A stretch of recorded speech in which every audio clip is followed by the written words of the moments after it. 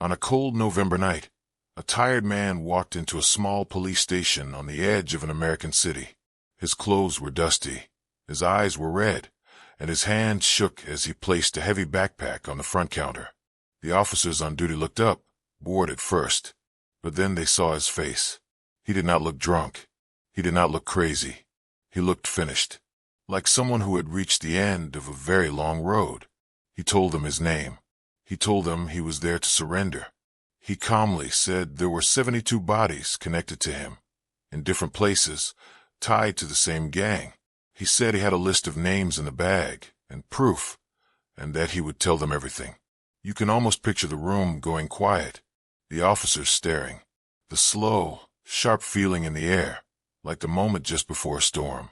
One of the officers led him to a small interview room with a metal table and 2 plastic chairs. The man sat down. He rubbed his thumb slowly over the plain silver ring on his finger, as if it was the only thing holding him together. He said he used to be a normal father. He said he used to be scared of guns. He said he had only one child in this whole world. The burning question in the mind of the police officers was, what could turn an ordinary, gentle father into a man who hunted down 72 gangsters, and even go after some of their loved ones? Then he said the part that made one of the younger officers swallow hard and become terrified. But to understand how this all started, you need to know how he got here. A few years earlier, in a busy American city, not one of the shining postcard ones, but the kind that has both nice streets and dark corners, in the outskirts of Chicago, on a block where the ice cream truck passes in summer, but sirens pass too. The father's name was Daniel Harris, early 40s, quiet, with tired eyes and a soft voice. He worked long shifts at a warehouse. It was not a perfect job, but it was honest. Every 2 weeks, part of his paycheck went to rent, part to bills, and the rest to one thing that mattered more than anything, his daughter. Her name was Mia. She was 17 then. With curly brown hair she twisted into a messy bun when she studied, and wide, curious eyes that still had a bit of childhood in them. She liked art, old music she found online, and fries drowned in ketchup. She was his only child, his only family. Her mother had died when she was 9, after a sudden sickness that doctors couldn't stop. From that day, it had been just the 2 of them, Daniel and Mia against the world. Their apartment was small, but full of little signs of their life. A cracked blue mug with "World's Best Dad" printed on it in faded letters. Sticky notes with Mia's sketches on the fridge. A photo frame in the living room. Mia on a school field trip, her arms around her friends. Daniel standing just behind her with an awkward half-smile. Most evenings, he would come home late, his back aching from lifting boxes. Mia would be at the small kitchen table, doing homework with cheap headphones on. She always took one earbud out when he walked in, just in case he wanted to talk. He noticed that. It warmed something in his chest. Even though money was tight, he saved every extra dollar in a separate envelope, hidden behind a loose board in the bedroom closet. On the envelope, in small, careful letters, he had written only one word, college. You see, for Daniel, life was simple. He had lost his wife. He had lost his dreams of a big career. He had lost time, but he had Mia. And everything he did now, every extra shift, every blister on his hands, was for her future. Life was not perfect, but it was stable. They shared bad jokes. They argued over how late she stayed up. They watched TV together on Fridays, one old couch, one shared blanket, one bowl of popcorn. From far away, their life looked quiet, normal, safe, but the city around them was changing. On the next block, new faces started appearing. Men with shiny cars and expensive sneakers, always hanging outside a certain bar that never really closed. People called them the crew, or the boys. No one said the word gang out loud, but everyone knew. Neighbors shut their doors early. Parents told their kids not to look too long in that direction. Mia knew about them too, of course. You cannot live in a neighborhood like that and not notice. But she was careful. She walked a long way around if a group of them was blocking the sidewalk. She kept her eyes forward, her pace steady, her heart pretending not to beat faster. It is around this point that you, watching this story, might want to pause and take a breath. Because right here, before anything terrible happens, is the part of the story people often skip. The simple evenings, the normal walks to school, the easy laughter in a cheap kitchen. If you're still with this story and you want more people to hear it, take a second to like this video, subscribe, and turn on the bell so you don't miss the rest. It really helps the channel, and it helps these stories not be forgotten. Now back to Daniel and Mia. Mia was in her last year of high school. Her grades were good. Her art teacher thought she had real talent. Sometimes she dreamed about New York, about big city galleries, about her name under a painting one day. But she never said that dream too loudly at home. She knew how heavy her father's shoulders already were. Still, Daniel saw it. He saw the way she lit up when she drew. He saw the tiny spark in her eyes when they passed posters for college fairs on the bus. And quietly, he pushed himself harder. One more extra shift. One more weekend job. Another few bills stuffed into the growing envelope. They both believed that if they just kept their heads down, if they worked hard, if they stayed out of trouble, they could build a better life. That was the deal they made with the world, even if they never spoke it out loud. But the world does not always keep its deals, does it? There were small signs that danger was closer than they thought. A fight in the street one night, outside the bar with the always open door. A loud bang that might have been a gunshot, or just a car backfiring. A police car parked at the end of the block for a few hours, then gone again, leaving the same shadows behind. One afternoon, Mia took a part-time job at a coffee shop near downtown. The pay was low, but she liked the place. It felt safer than the streets near home, and she wanted to help with bills and save for college too. She told her father it would be fine. The bus ride was only 30 minutes. She would be careful. She promised. At the coffee shop, she met all kinds of people. Office workers, tired nurses, college kids with laptops.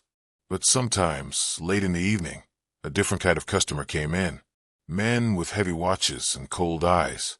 Men who spoke softly, but left the air tense when they passed. She did not know it yet, but one of those men watched her longer than he should. He noticed the way she smiled politely and then turned away. He noticed her youth, her beauty, the fire in her eyes when she stood her ground with rude customers. He was not used to hearing no. He was not used to being looked at with anything other than fear, fake respect, or desperate need. People in the neighborhood whispered that he was the boss behind the crew on their block, the kind of man other dangerous men answered to. A man with money, power, and a black heart that did not feel much anymore. From that moment, their worlds quietly moved closer together. A hard-working father and his daughter, trying to escape the gravity of the streets, and a gang leader who did not like being refused, who saw people as things he could take. Most people around them had no idea anything was shifting. They still went to work, to school, to church. They still laughed at jokes and worried about bills. The city kept moving, like a giant machine that does not notice when one small gear starts to crack. But in the background, something dark had already noticed Mia. And one night, as she walked home from the bus stop, a black car with tinted windows slowed down at the corner, its engine humming quietly as it crawled along the curb, just a few steps behind her. She did not see it. Daniel at home, waiting for her with a reheated dinner, did not see it, but was there, watching, measuring, and that was the first tiny step toward a nightmare that would destroy everything they knew. In the weeks after that black car first crawled behind her, life did not suddenly explode. That is the strange, cruel thing about stories like this. The worst part does not always arrive with loud music and flashing lights. Sometimes it slips in slowly, like a shadow growing longer at the end of the day. On the surface, nothing had changed. Daniel still woke up before dawn, his alarm buzzing in the dark. He would slip quietly out of bed, careful not to wake Mia, and make a quick cup of coffee in his chipped blue mug. He would stare for a second at the envelope hidden behind the loose board in his closet, then close the door and head to work. Mia still went to school, headphones in, backpack over one shoulder. She still laughed with her friends about teachers and homework and silly TikTok videos. She still spent afternoons at the coffee shop, learning how to draw little hearts and leaves in the foam of lattes. If you walked past them on the street, you would not point and say, "There, that family is standing on the edge of something terrible." You would just see a tired dad and a bright teen girl doing their best. But the dark part of the city had noticed them. Or rather, it had noticed her. The man people called the boss had a name: Cole Parker. On paper, he almost looked respectable. He dressed well. He drove clean, expensive cars. He owned a few small businesses under other people's names. But everyone in that part of Chicago understood that when Cole walked into a room, trouble walked in with him. He was in his late 30s, with sharp cheekbones and eyes that never really smiled, even when his mouth did. He liked control. He liked power. He liked people who said yes. And he liked having things that other men could not have. Not just money, but people. One night, just before closing time at the coffee shop, Cole walked in. It was a slow evening. The radio played a soft pop song. 2 college students sat in the corner with laptops, and an older woman read a book by the window. Mia stood behind the counter, wiping it down, her mind half on a sketch she wanted to finish later. The bell above the door rang. She looked up and saw him. She had seen him once or twice from a distance in the neighborhood. She knew the type, the kind of man people moved out of the way for without thinking. Up close, he was even worse. His cologne was heavy. His watch looked more expensive than everything in the shop put together. He ordered a black coffee. His voice was smooth, too smooth, like oil on water. When Mia handed him the cup, his fingers brushed hers, just a little too long. She pulled her hand back, polite but firm. He watched her face, as if he was testing something. The first red flag was so small that someone else might have ignored it. The way his eyes narrowed for a second when he realized she was not impressed. He did not shout. He did not cause a scene. He just smiled slowly, left a tip that was far too large, and said he would be back. You know that feeling when your skin tells you the truth before your brain does? That cold, crawling sense that something is off. Mia felt that as soon as he walked out. The other barista, a college kid named Justin, joked that she had just caught the attention of a rich guy. Mia forced a laugh, but her stomach was tight. She did not like the way Cole had looked at her, like she was not a person but a thing on a shelf he might buy. On the bus ride home that night, Mia watched the reflection in the window. A black car rolled beside the bus for a few blocks, then turned away. She told herself she was imagining things. At home, Daniel was waiting with spaghetti and Jared sauce, the cheap kind they both pretended tasted amazing. Mia talked about school, about a project, about a funny meme. She did not mention the man with the watch and the cold eyes. Parents like Daniel live in a constant tug-of-war. On one side, there is fear of the world. On the other side, there is the wish to let your child feel normal, free, not always watched. That night, Daniel felt only a small itch of worry when she looked a bit quieter than usual. He told himself she was just tired. Days passed. Cole kept his promise. He came back to the coffee shop. Not every day, but often enough. Sometimes he brought men with him, the same ones people saw leaning against the bar on their block. They sat in the corner, talking in low voices. Each time, he found a reason to stand at the counter a moment longer, to ask Mia pointless questions, to look her up and down in a way that made her fingers tighten on the cash register. Mia started to change small parts of her routine. She made sure to never be alone in the shop during his visits. She asked her boss not to schedule her late if possible. She told herself it was fine, just a creepy customer. Every girl in a city like that has a story about a creepy customer, right? But something about Cole had a different weight. At school, Mia's friends noticed she was more jumpy. When they scrolled through Instagram together, she skipped past certain photos quickly. Shots of girls with expensive bags and tag locations at certain bars. Some of those girls followed Cole. Some tagged him. It was like seeing a spider web woven through the city, invisible unless you knew where to look. One afternoon, as she left work, she stepped out into the cool air and saw him waiting. The black car was parked across the street. Cole leaned against the hood, one ankle crossed over the other, as if he had all the time in the world. There was no one else nearby. just the soft buzz of city noise and the fading evening light. He lifted a hand in a lazy wave, like they were old friends. Mia's heart hammered. She kept walking, head high, counting her steps. 1, 2, 3. The car doors did not open. No one grabbed her. She turned the corner and almost ran to the bus stop. At home, she stared at her bedroom ceiling for a long time. She thought about telling her father, but she knew how he was. She could see him already, fists clenched, marching down to the coffee shop, maybe starting a fight he could not win. And what if she was overreacting? What if it was all just in her head? So she said nothing.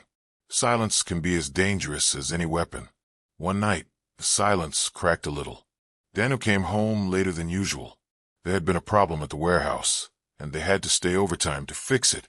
He was exhausted, but when he walked into the apartment, he saw Mia sitting at the table with her homework open and untouched. Her hands were wrapped around a mug she was not drinking from. He asked if she was okay. She said she was fine, just stressed about exams. He did not fully believe her, but he did not push. He knew how proud she was, how she hated making him worry. To change the subject, he talked about money. He told her he was getting close to a goal. If things stayed steady, they could have enough for her first year at a community college, maybe more.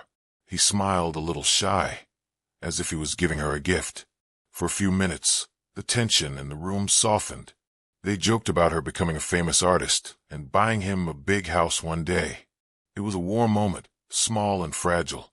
And then, like a cloud sliding over the sun, Mia remembered the watch on Cole's wrist, the black car, the heavy tip left on the counter. She thought about the enormous distance between the life her father was trying to build and the shortcut world Cole lived in. There's always a quiet war in places like that. The slow, honest grind versus the fast, dirty money. People like Daniel choose the first path. Men like Cole try to pull others onto the second. Around this time, the red flags started to get bigger. A neighbor's son, who used to ride bikes with Mia when they were little, began standing outside with the crew. He had new shoes, new chains, a new dead look in his eyes. One night, Daniel saw him counting cash outside the corner store, his shoulders stiff with fake confidence. Daniel shook his head and walked faster, pulling his jacket tighter. He did not want that life anywhere near his daughter. But the city is not a map where you can simply avoid certain streets forever. Paths cross, circles overlap, and sometimes the people you want farthest from your family are the ones who notice them first. One evening at the coffee shop, just before closing, Mia found a folded piece of paper under the tip jar. There was no name on it, just a phone number and 2 words written in smooth, careful handwriting. "Call me." Her stomach dropped. She did not have to ask who had written it. She crumpled the paper and tossed it straight into the trash. Her fingers shook as she wiped the counter. Justin asked if she was okay. She said she was fine. Later that night, after sweeping the floor and locking the doors, she stepped outside to head to the bus stop. The street was almost empty. The sky was dark now, city lights glowing like stars that fell down and got stuck on poles and signs. The air felt thicker somehow. Across the road, the black car waited again. Its engine was off, but the parking lights glowed faintly. The driver's window rolled down a few inches. She could not see much, just a shape, the faint red tip of a cigarette. For a long, tight second, no one moved. Then the car's headlights flicked on, bright and sudden, washing her in white light as if she were on a stage. You know that cold prickle that runs up your spine when you realize you are being watched, not by chance, but on purpose? That is what she felt. She clutched her bag and walked fast toward the bus stop, every step heavy, aware of those lights burning into her back. She still told no one. She did not know that a few blocks away, in a smoky back room above a bar, Cole was already talking with his men about the girl from the coffee shop. He was laughing in that low, lazy way, as if her life was a story he could rewrite. The danger was no longer far away. It was circling her, drawing closer each day, like a net tightening around a small, bright fish in dark water. And soon, very soon, she would be forced into a face-to-face choice with a man who did not like being told no. The line between normal life and nightmare is usually invisible until you step over it. One moment you're thinking about small things, what to eat, what to wear, a homework deadline. The next moment, all of that becomes useless because something much bigger has wrapped itself around your life. For Mia, that line was getting closer, even though she kept trying to pretend everything was still okay. At school, she pushed herself harder. She applied for a small art scholarship. She stayed after class to talk with her teacher, who told her she had real talent and should not give up on college. For a while, that gave her a tiny flame of hope. She imagined herself far away from the neighborhood, maybe in a dorm room, painting late into the night. At home, Daniel noticed her late nights studying and the extra sketchbooks. He pretended not to see the dark circles under her eyes, because he wanted to believe they were from hard work, not from fear. He was tired too. The warehouse had cut a few people, so he had to take on more shifts. His back hurt, so much some mornings that he had to sit on the edge of the bed and breathe slowly before standing up. Still, the envelope behind the closet board kept getting thicker. He had even talked to a man at the bank about cashing out an old retirement fund from a past job. It was not much, but to him, every dollar was one brick in the bridge out of this life for his daughter. If you looked at them without knowing the future, you might say they were close to something good. A scholarship, a little more money, a better place to live. But in the background, Cole was building his own plan. After Mia threw away the note with his number, he did not stop. Instead, the rejection did something dangerous inside him.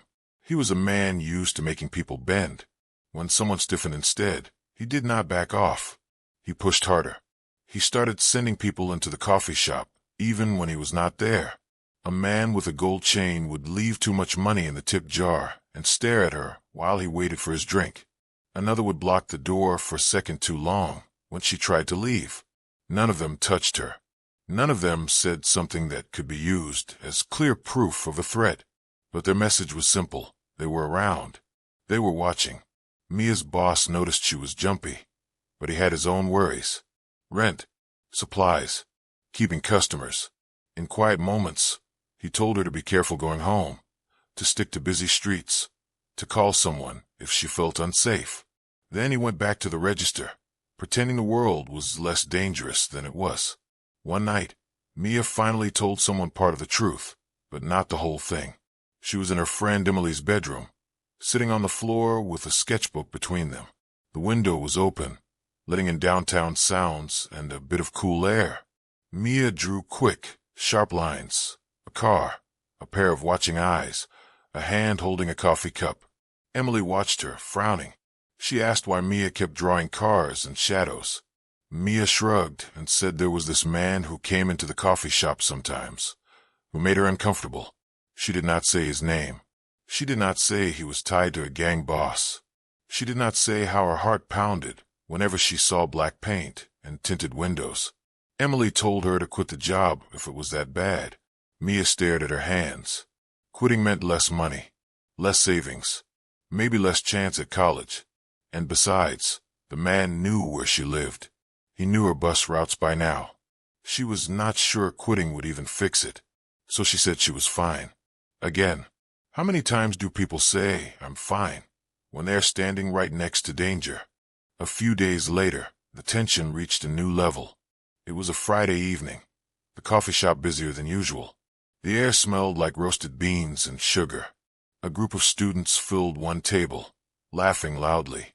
A couple argued in low, sharp voices at another. Mia moved between the register and the machine, focused, trying to keep her hands steady. Then the bell over the door chimed. Cole walked in with two of his men. The room seemed to tighten around them. Even the music from the speakers suddenly felt too loud, too thin. He did not go straight to the line.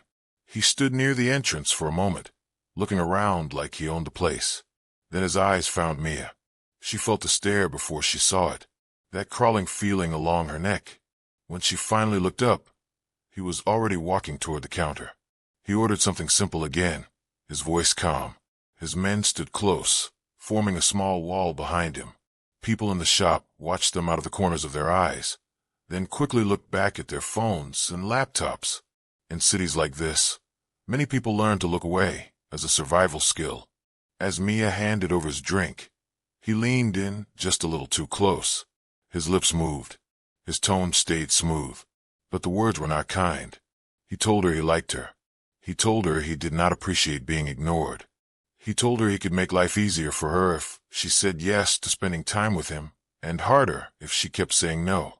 On the outside, it might have looked like a normal conversation between a customer and a barista. That is how men like him work. They hide threats inside soft tones.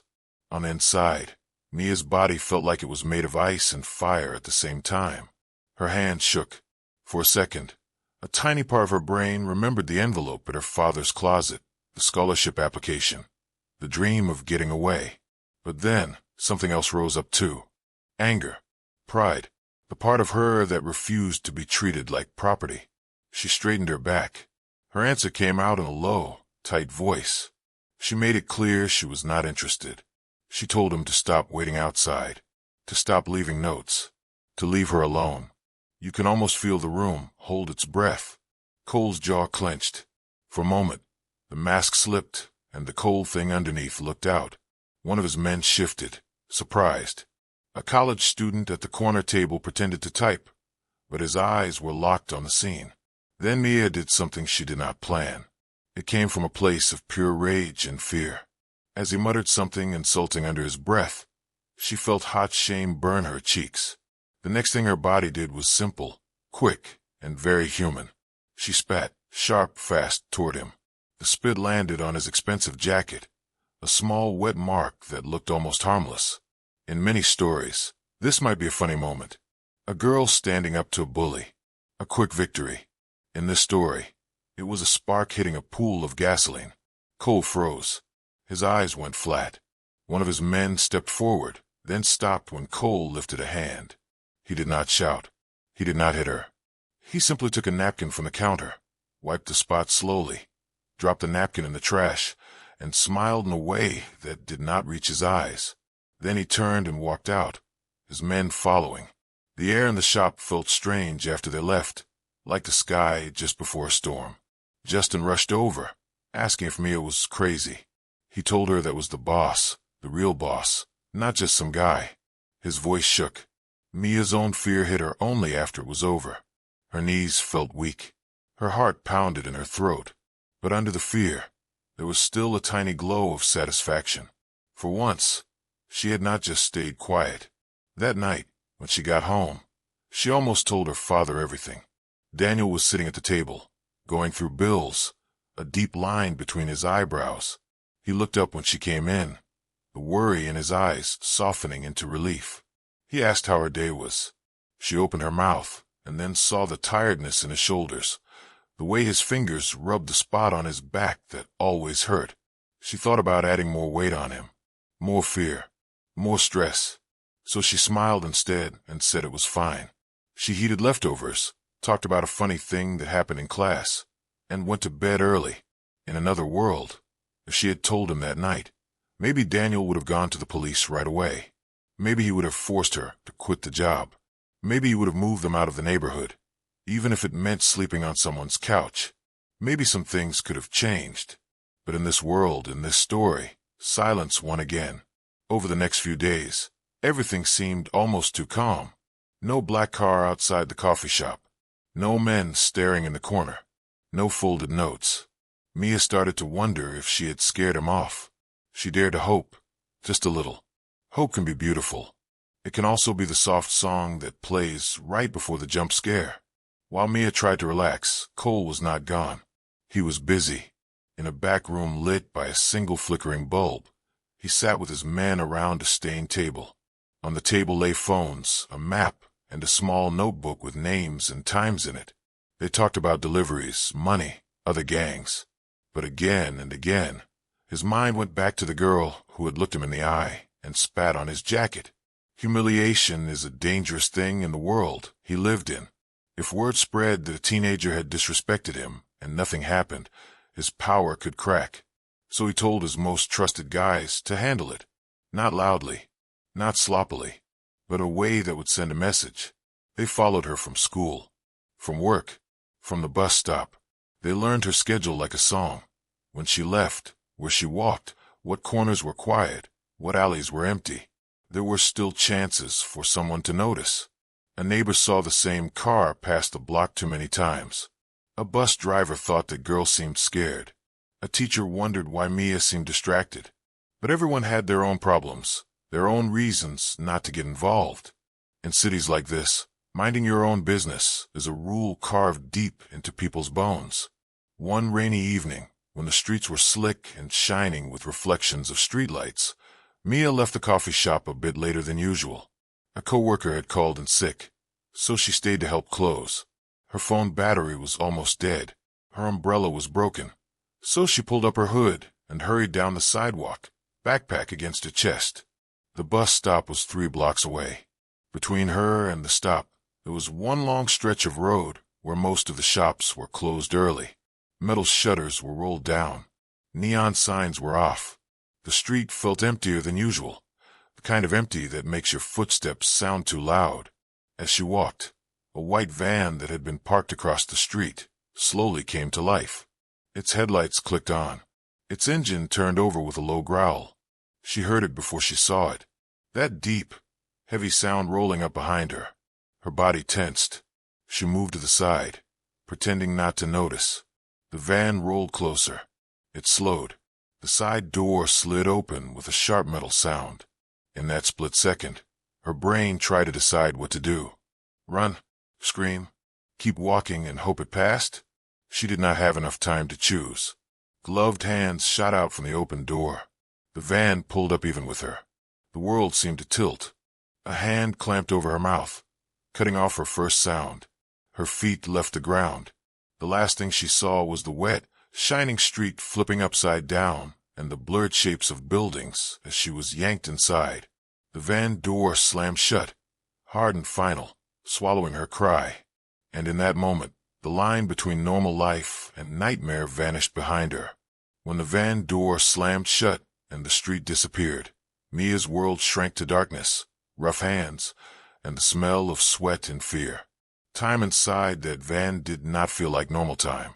It could have been 5 minutes. It could have been 50. Her back hit metal. Her head hit the floor. The engine roared. Every turn made her roll. Her mouth was covered. Her wrists were tied. Her mind flipped between silent screams and one clear thought. Her father. Where was he right now? Was he heating up dinner? Was he checking the clock, thinking the bus was late again? Did he have any idea that his whole world had just been stolen off the street? The van finally stopped. She was dragged out into cold air, then through a doorway that smelled like damp and oil. A blindfold kept the room hidden, but she heard everything. Footsteps on concrete, a door closing, a faint hum of a fridge or old machine. Voices, laughter that did not sound human. When the blindfold came off, she was in a small room with peeling paint and a bare mattress on the floor. There was a single bulb hanging from the ceiling, yellow and harsh. The window was boarded up. A man stood by the door. Not Cole, one of his men. His eyes slid over her like she was an object. They told her to be quiet. They told her not to try anything stupid. They told her the boss would come later. Back in the small apartment, Daniel paced from window to door, from door to window. The clock on the wall ticked louder with each minute. Mia was late. She was never this late without calling. He tried her phone. No answer. He tried again. Straight to voicemail. At first, he told himself the bus had broken down, or she had stayed to help a friend. But the worry grew teeth. He put on his jacket and went out, checking the bus stop, the street, the path she always walked. He asked the night cashier at the corner store if he had seen her. No one had. By midnight, he was at the police station, voice shaking as he reported his daughter missing. He gave them her photo, smiling, hair in a messy bun, a little squint in one eye. The officer on duty took notes, asked if she had ever run away before, asked if there had been a fight. Daniel wanted to scream, run away. This was his Mia. She texted him if she was 10 minutes late. She left sticky notes if she went to a friend's house. She did not just vanish. They told him to go home, to wait, that they would keep an eye out. They used calm words. Maybe she is with a friend. Maybe her phone died. They did not see the way his hands were shaking, while he sat on the plastic chair in the waiting area, staring at the door as if she might walk through it. Mia was being forced to meet the man who had pulled the strings. When Cole finally entered the room where she was held, he did not rush. He walked slowly, like he was stepping onto a stage. His jacket was dry, his boots clean, as if the dirty floor could not touch him. He looked at her for a long time. She sat on the mattress, wrists tied, chin lifted as high as she could keep it. Her heart hammered, so hard she could feel it in her throat. He told her this was her chance to be smart. He reminded her of the coffee shop, of the spit on his jacket. He spoke in that soft voice that hid knives. He said if she agreed to do what he wanted, to be his girl, to stay quiet, to forget her old life, things could be easy. Her whole body shook, but it was not all fear.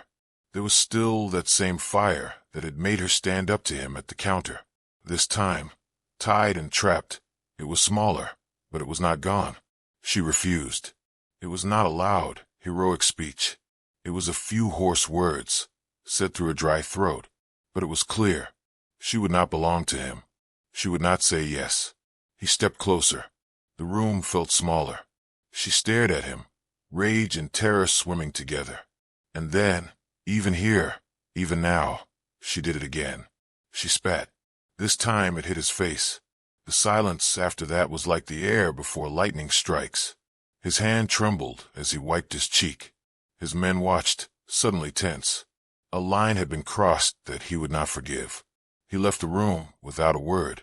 After that, the things they did to her were the kind no one should suffer. The word for it is short, rape. But inside that word lives 1,000 pieces of pain. We do not need to describe them. It is enough to say they broke her body and tried to break her spirit. In the middle of that nightmare, something else happened. Locked in that place, Mia heard things she was never meant to hear. The walls were thin. Voices carried. She heard men talking about a warehouse near the river where they stored weapons and drugs. She heard names, dates, and sums of money. She heard them mention a cop who helped them by looking the other way. And one day, when the door was open a crack, she saw a face she recognized. A man from their block, one who had once fixed her bike when she was 10.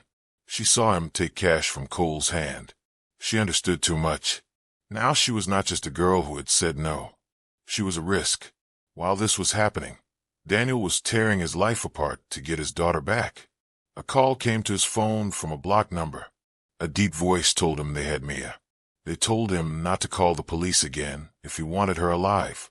They told him to bring $100,000, his whole life savings, his retirement, the college envelope, if he ever wanted to see her. 100,000. For a man like Cole, it was a joke.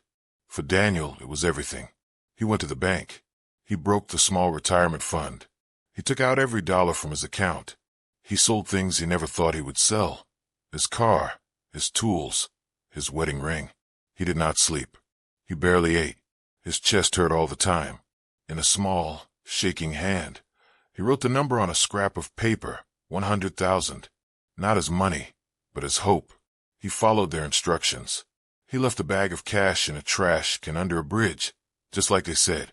He waited all night for the phone to ring again, for someone to say she was coming home. No one called. 2 days later, a jogger found a body in an empty lot on the edge of an industrial area. The grass was high. Trash was scattered around. At first, the jogger thought it was a pile of clothes. Then they saw the hair. The police came. They blocked off the area with tape. They took photos. They did their work in careful, practiced steps. To them, it was one more terrible scene in a long chain of terrible scenes. For Daniel, it was the moment the world ended. He was called to the morgue. The room was too bright, too cold. A sheet was pulled back just enough. He saw a piece of her hair, her ear, the bracelet he had given her for her 16th birthday. His legs almost gave out. Sound turned into a dull roar. The workers spoke soft words about how sorry they were. The officer beside him talked about identifying marks, evidence, the investigation. There are some pains that do not need big words. A father seeing what is left of his only child is one of them. The police opened a case. They looked at camera footage near the coffee shop, from the streets, from the bus stops. They found images of a white van. They traced plates that led nowhere. They interviewed coworkers, classmates, neighbors. People whispered about Cole. They mentioned his car, his men, his temper. But no one wanted to give a clear statement. No one wanted to stand in court against him. Fear wrapped around their mouths. The detective in charge believed the gang had done it, but belief is not the same as proof. Without a witness, without a clear link, the case started to slow. Papers piled up on a desk. Other crimes pushed in front. Daniel watched this with dead eyes. He sat in Mia's empty room at night, touching the books on her shelf, the drawings on her wall. The air still smelled like her shampoo. Her school bag lay on the chair, as if she had just stepped out for a moment. He thought about the $100,000, about the police saying we're trying, about the gang laughing in some dark room. He began to ask himself questions he never thought he would ask. What is justice? Who gets it? And who is left with only pain? What do you do when the people who killed your child walk free and rich? Some fathers break quietly, folding into themselves. Daniel broke outward. He started going to a shooting range on the other side of the city. At first, his hand shook so much he could barely hold the gun steady. The instructor thought he was just another man trying a new hobby. He did not see the grief behind Daniel's eyes. Week after week, Daniel went back. He learned to load, aim, and fire with calm hands. He learned how to stand, how to breathe. He did not brag. He did not smile. He just practiced again and again until the movements felt natural. He bought guns from places he was better off never entering. He went into bars where gang members met and listened from the corner. He wrote names on small pieces of paper. People talked more than they realized when they were drunk and careless. He collected streets, cars, routines. One night, long after everyone else on his block had gone to bed, he stood in front of the mirror and did not recognize himself. The soft-eyed warehouse worker was gone. In his place was a man with shadows under his eyes and a new hardness around his mouth. He was no longer only a victim. He was becoming something else. The first man he went after was one of the kidnappers who had watched Mia in that room. Daniel had seen his face in photos the detective showed him. He waited outside a bar until the man stumbled out alone. The street was quiet. A train rumbled far away. There are no need for details here. It is enough to say that Daniel stepped out of the darkness, that the man knew exactly who he was a second before the end, and that afterward, the alley fell silent again. A body was found the next morning. Another gang member dead. The police chalked it up to street violence at first. A rival crew, maybe. But then it happened again. And again. Men connected to Cole started to die in different places. Some were found in cars. Some in back streets. Some in cheap motels. There were no long gun battles. No public scenes. These were quick, close, and focused. In some cases, the people they loved were pulled into it. A brother. A partner. A cousin. Daniel thought that if they watched someone they cared about suffer, they might feel a piece of his pain. But those extra victims were not part of the gang. They were like Mia, caught in the blast of someone else's war. He had wanted justice. Now he was spreading the same kind of hurt he hated. The police began to notice a pattern. The same type of weapon. The same circle of victims, all tied, in one way or another, to Cole's crew. A quiet task force was formed. They looked at old files. They saw a name that kept floating under the surface. Daniel Harris, the father who had lost everything. They watched him. They looked at his bank records. They saw the range membership.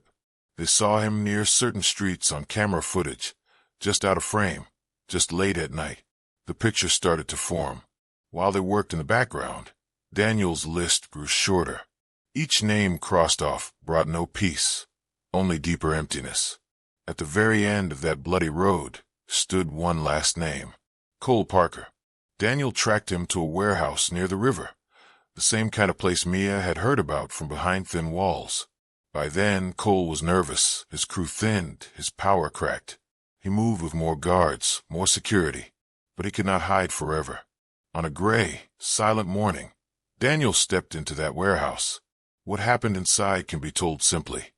The hunted became the hunter, and the man who had taken everything from him finally felt, in his last moments, the kind of fear he had given to others. When it was over, the city did not suddenly become brighter. The river did not change its color. The factories still spat smoke. 72 people tied to the gang were dead, including some who had never laid a hand on Mia. The boss who had ordered her torture, and death lay among them. And Daniel, standing in the empty warehouse, understood something terrible. There was nowhere else to go now. No more names to cross off. No way to return to the man he used to be. He went home one last time. He walked through Mia's room. He held her bracelet. He wrote down every name, every place, every secret he had learned about the gang and the people who helped him. He put all in a backpack. Then, on a cold November night, he walked into a small police station on the edge of the city, set the backpack on the counter, and told the officers he was there to surrender. The man they had been quietly hunting was standing right in front of them. The father who had once trusted the law now handed himself over to it, covered not in blood on his clothes, but in blood on his hands and heart. The arrest was calm. No struggle. No shouting. Just handcuffs clicking shut around wrists that had once held a little girl's hand crossing the street. The biggest question, the one no one could yet answer, hung in the air. In a world where the system failed his daughter, what would justice now look like for her, for the dead, and for the man who had become his own kind of monster?